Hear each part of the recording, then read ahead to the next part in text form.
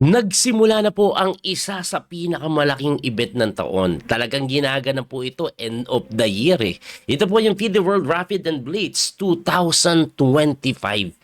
Matindi yung mga kasali. Automatic, nandyan si Magnus Carlsen, Nepomniachtchi, at iba pa. Siguro mas maganda, tingnan nyo po. Ayan po yung mga top seed. Oh. Si Magnus, Nepo, Lebon, Fabi, MBL, Artemiev, Abdusattorov, Richard Rapport. Pero kasali din po sila Wasiso, Niemann, Gukesh, Pragnananda, Arjun Erigaisi, Anish Giri, sino pa ba, Vincent Kamer. Lahat po ng malalakas na nasa isip nyo nandito. Sila Ali Reza nandyan din. Ang wala lang, bukod tangi, si Hikaru Nakamura. Bagong panganak ata asawa nun eh. Kaya hindi naglaro. Hindi lang po ako sure pero halos lahat po nandyan talaga. Ngayon, round number 1 pa lang, abay. Obviously, mananalo ang mga top seed. Pero Wesley So, natalo po kakapilit. Malungkot na simula. Round number 2, nakabawi nanalo. At ito pong ipapakita ko laro. Round number 3 at round number 4. Anong nangyari kay Wesley? Matindi po kasi kalaban niya. Walang iba kundi ito pong rising star na pinaniniwalaan na karamihan na baka makabreak ng youngest Grandmaster title sa buong mundo. No? So far kasi itong si Faustino Oro, 12 years old pa lang, abay, may dalawang GM norm na yan. Malapit-lapit na po yan. Grabe yung rating niyan. Halos 2,500 na din. Ngayon, kalaban niya po si Grandmaster Wesley So. Puti si Wesley, anong nangyari? Makakakita kayo ng uma at ikabungbong mga brilliant move na galawan. Nag-knight F3 po si Wesley, sinagot ng D5 ni Faustino. Nag-B3 si Wesley. Ito po yung tinatawag na ng ready opening Nimzo Larsen attack na kung saan ginagamit talaga ni Wesley pag medyo mababa rating ng kalaban.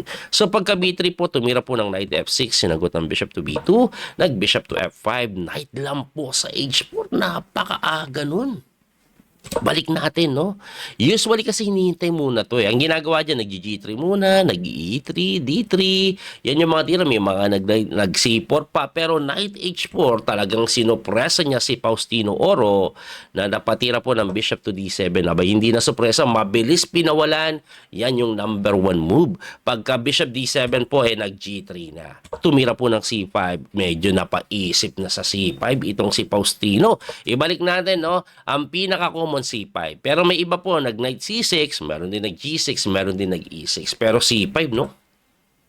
Pinag-isipan ni Faustino. Gumamit po siya ng 2 minuto. Ibig sabihin, hindi po yan home prep. Medyo nakangapa na siya. Pagka C5, tumira po ng bishop to G2. Develop lang si Wesley, nag-E6 na.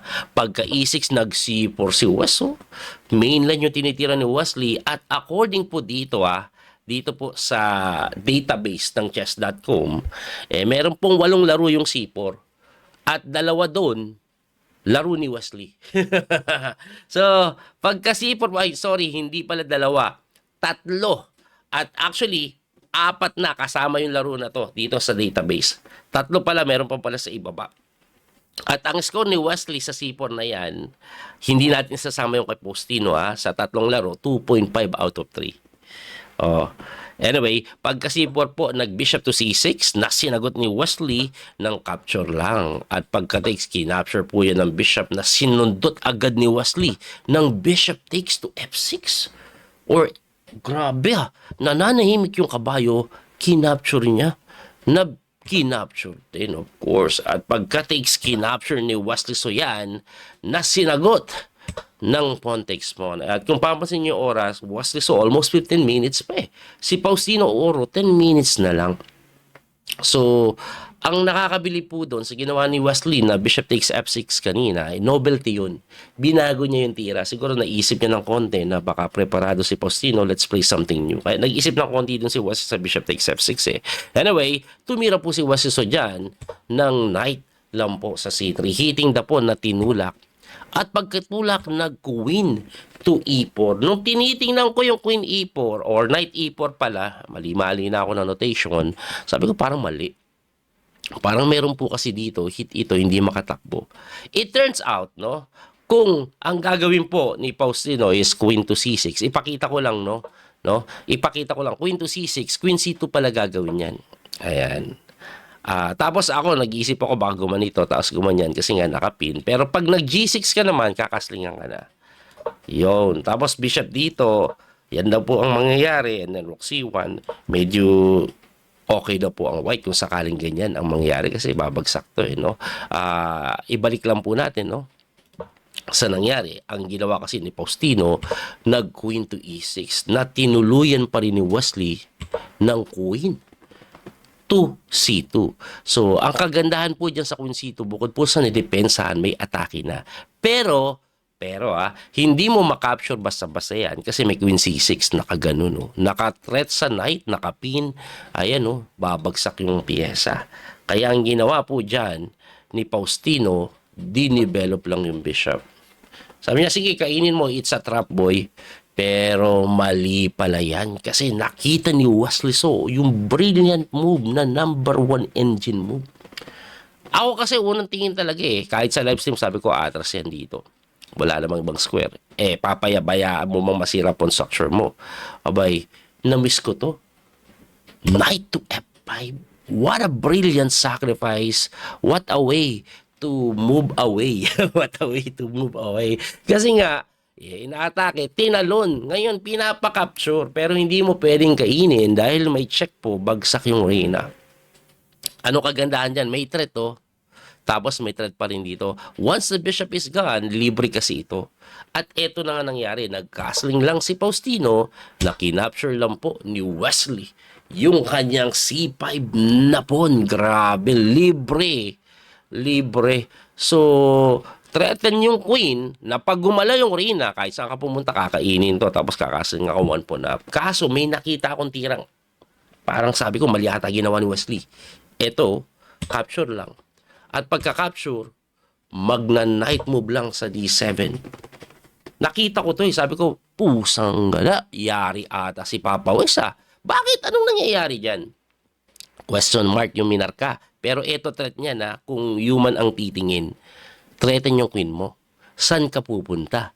Ang malupit, pag umatras ka lang ng normal, kain ito. So, ito lang yung square niya na madidepensahan pa rin. Kaso may tulak May mga tulak na gano'n, no? O, pagkatulak na gano'n, o dito ka, para madepensahan, o gano'n. O di hindi mo na madepensahan. Pero lahat po yan ay hindi totoo. Hindi totoo. Balik natin. Kasi, na-miss ko yung napakagandang brilliant sacrifice. Napakasimple lang. Winning agad si Wes. Ano po yon? Queen to D5. Pinakain yung reyna. Pwede pala dyan. Sabi niya, makakain, pakain natin yung queen. Ang idea is, pag kinapture mo, may knight check bawi. Mag-endgame, one pawn up. One pawn up. Ang ginawa ni Faustino, walang magawa kasi kakainin yung queen mo. Pag nagkataon pa nga, pati ito kakainin, tumira lang po ng D3. Pinakain na lang. Ang reason niya, pag kinapture mo kasi, makakatalon yung knight pa dito, makakaganyan, makakaganon. So may pressure kahit na 2 pawns down, parang alanganin pa rin. Though winning yon ang pinili ni Wesley, one pawn up na ako brad endgame na natin yan. Kinain yung reyna, binawi ng pawn, knight to D6 which is napakagandang tira kasi hindi makuha yung open file guys. So plus may pressure dito. Kaya nag B6 po yan. And then rook lang sa may C1. Wag po kayo magtaka ba't hindi kinakapture. Kasi mababawi din yan with knight E5. May pressure na ganun So, hindi po kinakapture. Ang ginawa is nag-rook to D8 na sinagot na ng knight move back. Tumalon o umangat yung tore. Ang nakikita ko lang idea nito, ganito, ganyan Baterya, may pressure dito na sinagot na ni Wesley ng rook to C3. Inaatake yung pawn, napilitan na kumapture takes. Ayan.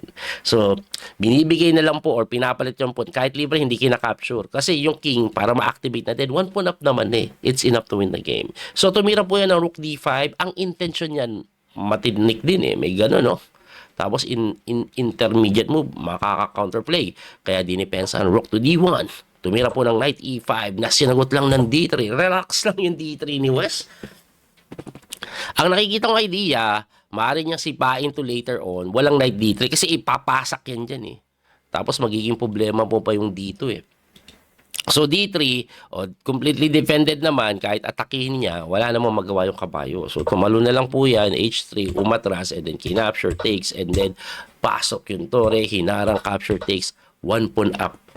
So, pag ganito pong one pawn up ka, easy na lang yan. Ilalapit mo yung king, dahan-dahan, makakapag-create ka ng pass pawn. At ganun na nga ang nangyari. Tingnan nyo,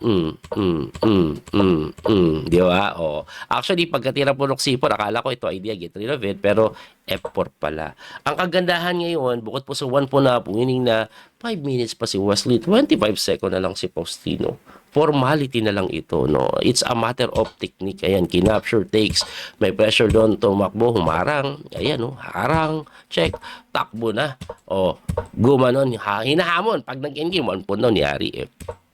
Tulak na ng pawn, ayan na yung pass pawn. Umatras ng konti, umatake doon, dumepensa. Pagkatulak doon, nanggugulo pa para pagka-capture mo sana, may ganon.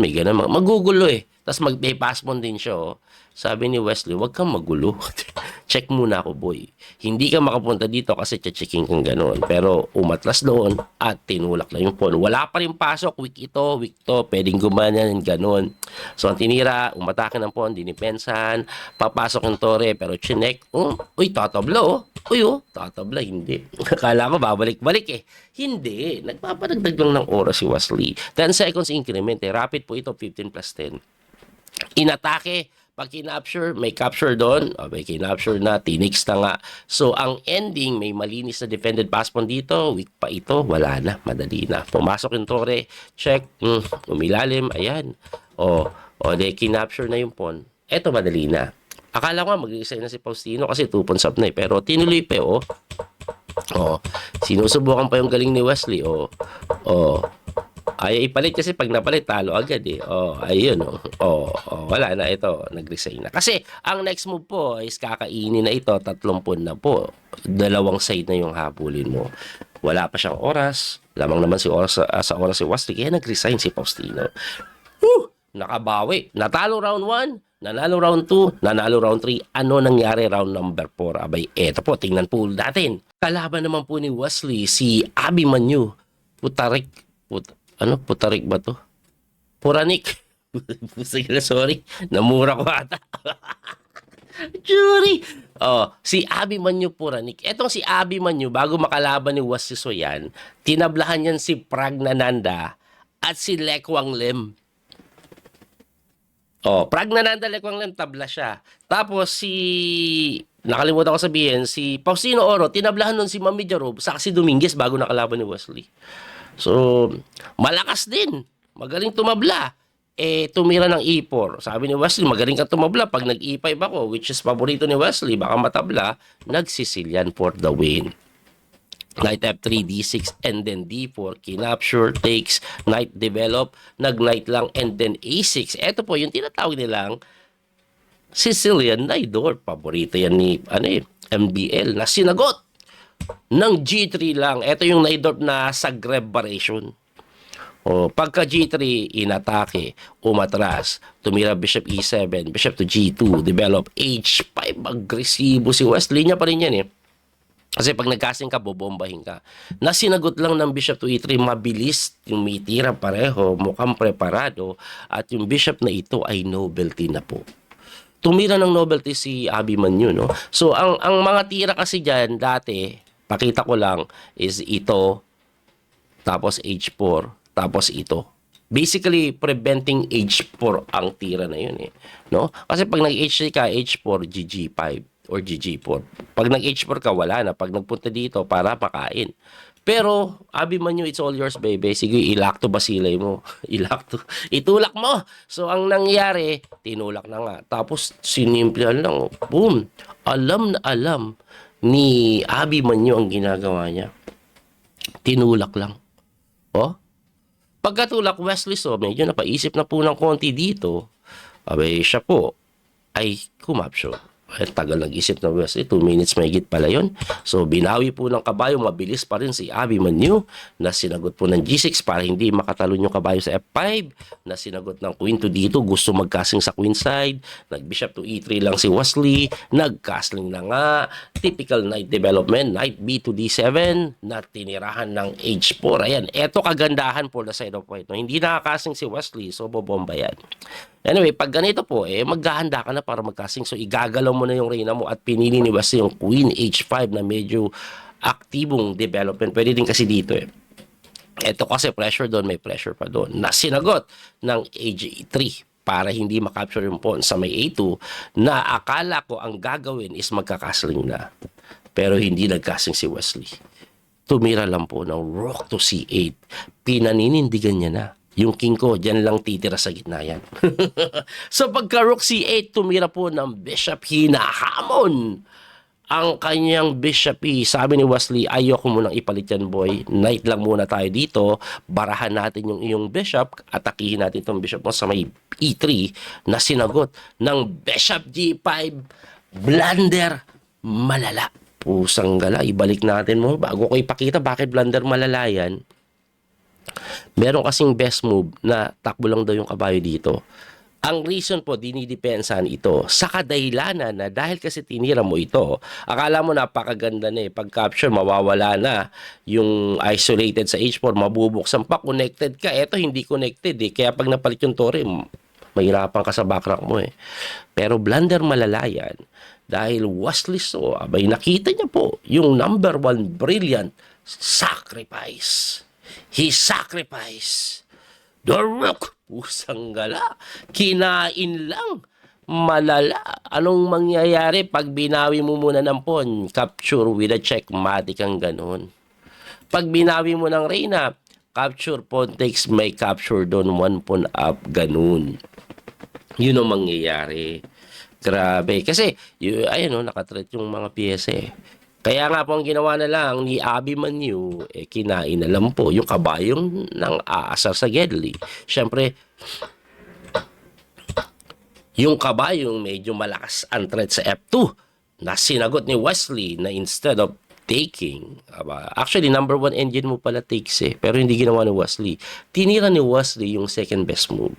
No? Ang mangyayari kasi pagka takes mo, pag kinapture takes, may kain din doon. So, kaso, ang intimidating part kasi is parang pag gumanon eh. Pero pag gumanon pala, pwede palang kainin to. Ayun. Ang ginawa kasi ni Wesley, agad-agad, rook takes. Anong ibig sabihin? I-engiving niya, 1 pawn up. May threat po na mate, kaya kinapture yung reyna, binawi ng tore, kinapture yung bishop, chumek, umangat, pinalit muna yung tore, binawi po ng tore, saka po tinakes yung bishop sa may E6. Ibig sabihin, 1 pawn up, malinis si West. This is winning. Pero hindi ganun kadali. Tingnan nyo yung nangyari. Kining move ba? Kinapture, pawn takes, king move lang to defend the D6. Nag C3 lang. Tumira po ng rook to H4. Good move eh. Pressure po dito. Ayan o, kahit na may knight na nakadepensa kasi tatalon ito sunod. So, nangyari, umatas yung kabayo, tumalo na nga. Tumira po ng F3 to defend and then rook lang sa may H2. O, gumalaw yung kabayo, may threat doon. Kaya, nag-rook lang. Para saan? Ito po kasi yung threat. Dinipensahan, tinulak na yung pawn sa may D5, inatake yung kabayo, napatakbo. At pagkatakbo, tumira po ng pawn takes din, and this is definitely winning for the side of Wesley So. Yun nga lang, pagkatira po ng F4 na kung saan, hindi ganun kaganda, tapos na lang po ang labada, abay na-miss ni Wesley So yung best move. Na-miss niya. Ang best move po kasi dito is a brilliant sacrifice. Knight takes to C3. Ako, tingin ko nakita ni Wesley pero nag-alangan siya. Kasi pagka Knight takes C3, D4. Pagka king move mo capture, tingin ko nag-alangan po siya sa king takes. Kasi kahit po eto malapit na C2, hindi naman po maitulak pa. Nag-alangan siya sa possible counter na ganun. Tingin ko lang hindi ako sure. Kasi magkakapaspon din. Pero it turns out yung F5 na yan ay hindi ka doon kaganda kasi may tiradang mapapawaw ka. Boom! Boom! Mali. Ito pala. Ay, gawa na eh. Rook G2. Wow! Sabaw. Oh. Hindi mo makain, magpo-promote eh. Pag gumanong ka, kain to with a check. Ang ganda ng Rook G2. Tingin ko na-miss yung Rook G2. Balik po natin. Ang ginawa kasi ni Wesley is nag-check. Na mali pa pala yan kasi na-depensahan yung pawn. At pagka king move mo na ganyan, close to equal pa kahit 1 pawn up. Oo, kasi may capture takes. Ayun na yung rook F1, pasok counterplay. Ay, mananalasa pa nga. Hindi ka na makaganon eh. May bantay eh. Mahirapan pa bigla. Doon na lang umatake. Nakapasok, threatening the pawn. Tinulak. Tumalon yung kabayo. Hindi mo matikman, baby. Dahil nga may ganun. Check ko. Kaya nag-king move. Oh, chumek naman. Gumanon. Chumek na naman. Gumanon. Ayun na naman yung tore. Oh, medyo equal talaga eh. Gumanon. Inatake yung pawn. Chumek. Gumanon. Tapos tinulak. Equal daw eh. Lakas ng knight. Kinapture takes and then umatake sa pawn. Tumakbo yung tore doon yun. Medyo mali pa nga daw. Ang pinakasimple daw, king c2 eh. Pagka-check mo, angat lang dito eh. Pero pinili niya po ito, which is okay din with the intention na siguro mamaya pwede pumunta dito or umiwas lang yung kanyang tore doon para walang tempo. Pag tinulak, di natin sure kasi tinulak yan eh. Tingin ko yun na yun. Anyway, bumalik lang po yung tore, umatras yung kabayo, lilipat po sa c4, lumapit na yung kanyang king, umatras, and then pumasok, tumalon, umatake sa c6. Medyo mali pa daw po yan. Mas tama daw is rook to d8. No, rook d8. Pero eto ang pinili para gusto niyang bantayan ito eh. Anyway, gusto igalaw yung knight mamaya, may ganito. Kasi may threat po na ganito, baka matabla na. Ayan oh. 1 minute na lang. So, mas pinili rook c6, mas logical. Inatake, tumakbo, inatake, tumakbo, inatake, tumakbo. Itatabla ni Wesley. Hindi. Nag-king move. So, ano lang, relax. Nagiging lang ng time. So, pumunta sa b6, bumalik yung kabayo, rook c6, bumalik, tatabla ni Wesley. Relax. Knight d3. Nakita niya na yung pilitizing move. Sabi ko nga sa live stream. Sabi na anak ko na pilitizing. So, pamimilit na po ang ginagawa. Inaatake yung pawn dito. And it turns out, this is the best move para may chance pang manalo. Anyway, threat ito hindi madipensahan eh. Winning na naman daw na eh. So, ang ginawa po, gumalaw, may threat dito, may threat doon. Eto, dito ako nabigla. 2 minutes si Wesley. Like, commonly, kakapturein mo to. Kakapturein mo to. Dalawa pwede mong capturein. Pero Wesley, so, nag-king move papalik. Pusang gala. Ano nangyayari? Parang ano yun, parang lokohan yun. Well, ito po ang nangyayari. Dumipensa lang po siya sa pawn. Ang tanong, balik natin. Coach, kung di depensa ka, ba't di mo nilang kainin? Kasi po, may ganitong problema. Pagka knight takes a6 kasi, ang pinaka-threat sana ni Wesley is to take that knight. Na pagka-capture mo dito, capture dito, tapos ang labada, di ba? Kaso, because of the king takes, may rook takes check. Bago kainin yung knight, ayun, ganun mangyayari with the check. Kaya, umatras lang. So, ngayon, pag kinapture ito, titikman malala. Kaya nga, hindi na lang tinakes. Bumalik yung kabayo at nakapture na yung pawn na malinis. This is already pawn up. 2 pawns up, sorry. So, definitely winning. Gumanon, dahan-dahanin natin. Ayan na, oh. Grabe ka, brilliant na naman, oh. Kasi, kala mo bagsak dahil, kala mo nag-blunder eh. Kasi, libre tore. Pero, ayan, oh. At dahil dyan, 2 pawns up, pero pinakain yung pawn dyan. Kaso, eto, lalayo yung kabayo. Ayan na nga nangyari, oh. Layo na kabayo, eh. Oh, yun, no. Depensa lang. Up, lapit lang yung king. At, ayan na, walang mapunta yung kabayo. Check. Check. Oh, nagiging lang ng time yan, ha. Hindi tinatabla. Ayun, nagtulak na. Ganun. Tabla. Pusang gala, itatabla. Hindi. Relax. Ayan, no. Nagiging lang ng time. Rapid po kasi yung laro. So, pag may extra 2 moves ka na pwedeng isingit, additional 20 seconds yun eh. So, pag winning ka kasi, minsan ikaw talaga yung mag-iisip ng matagal para hanapin yung winning move. So, kailangan mo mag-inantay pa unti-unti. Yun ang style pag rapid po. Anyway, ayan na nga po, tinulak. At pagka knight move, king move, nag-resign na lang. Anong reason? Eto yung threat. The only way to defend is this. Pero, tutuluyan ka pa rin. Kasi pagkakain mo, promote. At dahil doon, Wesley So nakabawi. Nakabawi!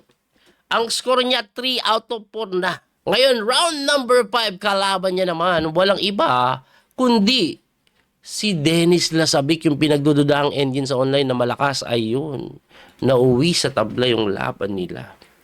Bilisan na lang natin to. Ginulo na nga ni Wesley, G3 yung tinira, pero ang bilis tumira ni Dennis Lasabik. Parang alam na alam.